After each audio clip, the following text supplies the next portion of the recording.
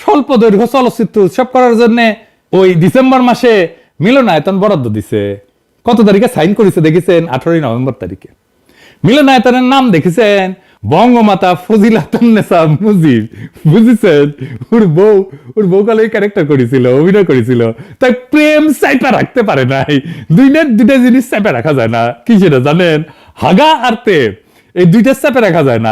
যাই হোক, তানভীর মোকাম্মেল প্রসঙ্গে আসি। তানভীর মোকাম্মেল কে? উই হইতেছে সিপিবি হইতেছে আওয়ামী লীগের কালচারাল ফ্রন্ট। জানেন তো? এটা ডাব পাকলে যেমন নারকেল হয় না, তেমনি সিপিবি পাকলে আওয়ামী লীগ হয়।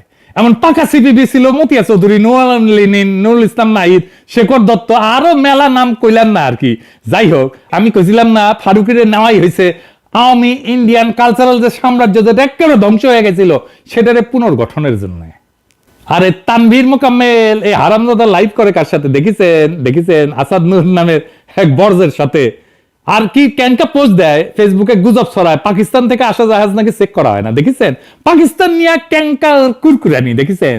এবার বুঝছেন তো ফারুকি কি কামে আসিছে আর কি কাম করিচ্ছে। দেখেছেন তো? হ্যাঁ, তাই আমি মোস্তফা